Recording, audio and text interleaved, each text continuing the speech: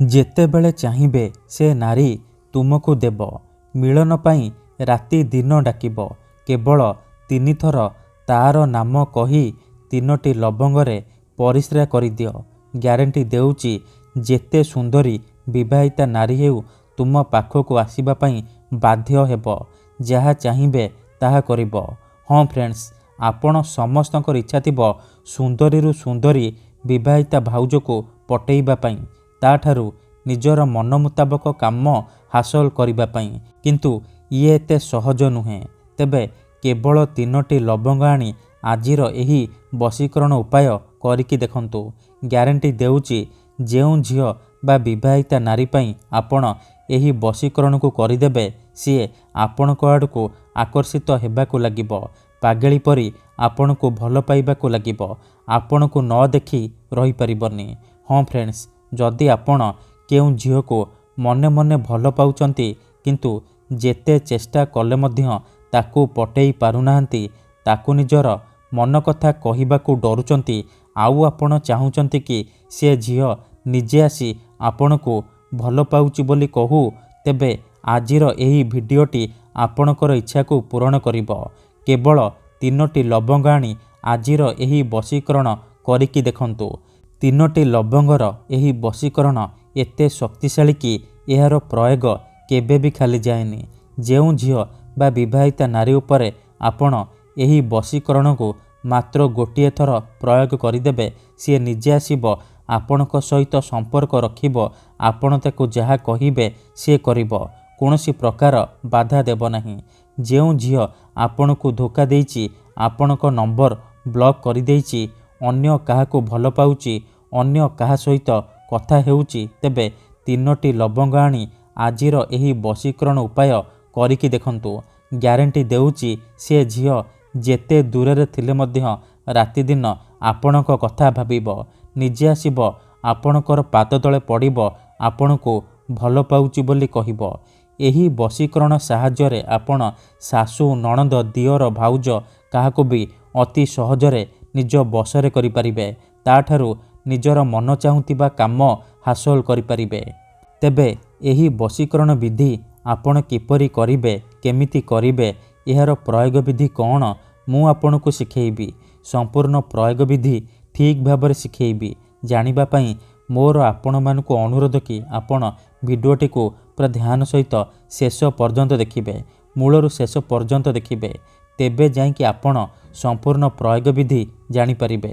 ଅଧାରୁ ଛାଡ଼ିକି ପଳେଇଲେ କିମ୍ବା କାଟି କାଟି ଦେଖିଲେ ଆପଣ କିଛି ବି ବୁଝିପାରିବେନି।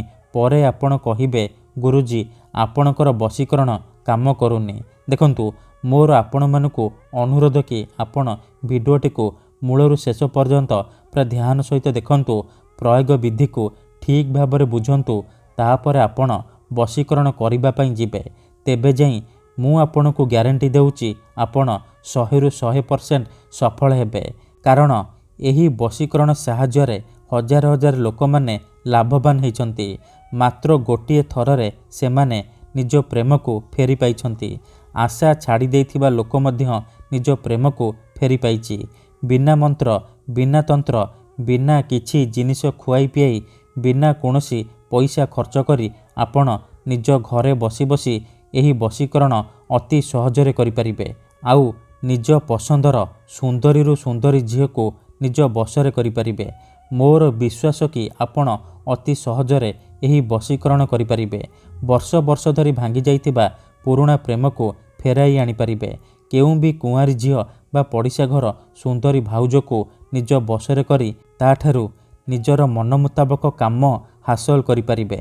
ତେଣୁ ମୋର ଆପଣମାନଙ୍କୁ ଅନୁରୋଧ କି ମନରେ କୌଣସି ଖରାପ ଉଦ୍ଦେଶ୍ୟ କିମ୍ବା କୌଣସି ଖରାପ କାମ ପାଇଁ ଆପଣ ଏହି ବଶୀକରଣକୁ ପ୍ରୟୋଗ କରିବେନି। କାହିଁକି ନା ମାତ୍ର ଥରେ ଯେଉଁ ଝିଅ ବା ବିବାହିତା ନାରୀ ଉପରେ ଆପଣ ଏହି ବଶୀକରଣକୁ ପ୍ରୟୋଗ କରିଦେବେ, ସିଏ ସେହି ସମୟଠାରୁ ଆପଣଙ୍କର ଗୁଲାମୀ କରିବ। ଆପଣଙ୍କ ଆଡ଼କୁ ଆକର୍ଷିତ ହେବାକୁ ଲାଗିବ। ପାଗଳି ପରି ଆପଣଙ୍କୁ ଭଲ ପାଇବାକୁ ଲାଗିବ। ଆପଣ ତାକୁ ଯାହା କହିବେ, ଯେମିତି କହିବେ ସିଏ କରିବ। ଆପଣଙ୍କର ସବୁ ଇଚ୍ଛା ପୂରଣ କରିବ। 3ଟି ଲବଙ୍ଗର ଏହି ବଶୀକରଣ ଏତେ ଶକ୍ତିଶାଳୀ କି ଯିଏ ବି ଏହାକୁ କରିଛି 100ରୁ 100% ସଫଳ ହୋଇଛି। ତେଣୁ ଆପଣ ବିଶ୍ୱାସର ସହିତ ମାତ୍ର ଗୋଟିଏ ଥର କରିକି ଦେଖନ୍ତୁ। ତାପରେ ଦେଖିବେ ଚମତ୍କାର କିପରି ସେହି ସମୟଠାରୁ ସୁନ୍ଦରୀରୁ ସୁନ୍ଦରୀ ଝିଅ ପଟିଯିବ। ପଡ଼ିଶା ଘର ସୁନ୍ଦରୀ ଭାଉଜ ହାତ ଧରି ରୁମ୍କୁ ଡାକିବ, ଯାହା ଚାହିଁବେ ତାହା କରିବ। ନିଜେ ଆସିବ, ଆପଣଙ୍କୁ ଭଲ ପାଉଛି ବୋଲି କହିବ। ଆପଣଙ୍କୁ ଛାଡ଼ି ରହିପାରିବନି। ତେବେ ଏହି ବଶୀକରଣ ବିଧି ଜାଣିବା ପୂର୍ବରୁ ମୋର ଆପଣମାନଙ୍କୁ ଗୋଟିଏ ଅନୁରୋଧ ଶୁଣି ନିଅନ୍ତୁ। ଆମର ଭିଡ଼ିଓର କମେଣ୍ଟରେ ବହୁତ ଲୋକମାନେ ଫେକ୍ ଲୋକମାନେ କମେଣ୍ଟ କରୁଛନ୍ତି, ମୋବାଇଲ ନମ୍ବର ଦେଉଛନ୍ତି, ବଶୀକରଣ କରିବେ କହିକି ହଜାର ହଜାର ଟଙ୍କା ଠକି ନେଉଛନ୍ତି।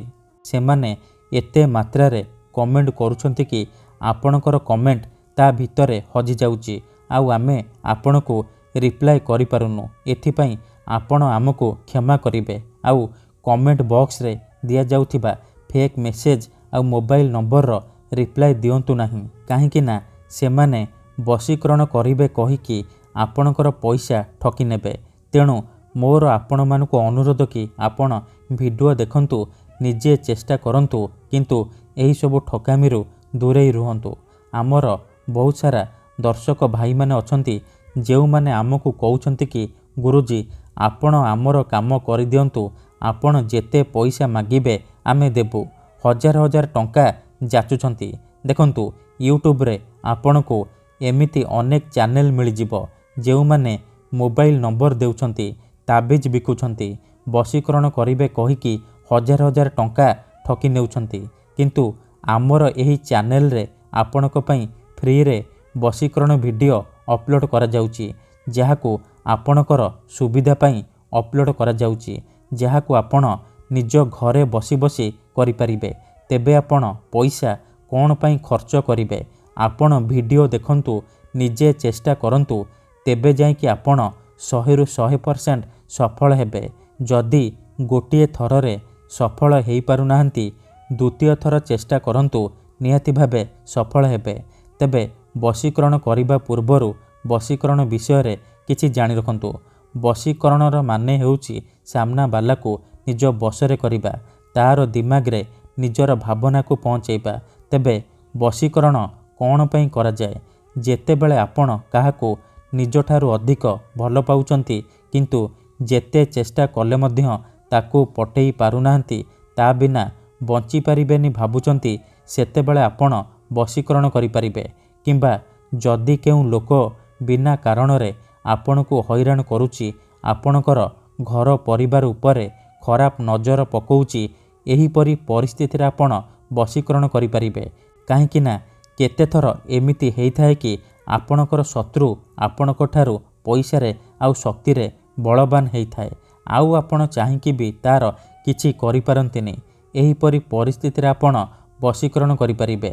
ଶତ୍ରୁକୁ ହାତ ମୁଠାରେ ରଖିପାରିବେ, ସୁନ୍ଦରୀରୁ ସୁନ୍ଦରୀ ଝିଅକୁ ପଟେଇ ପାରିବେ।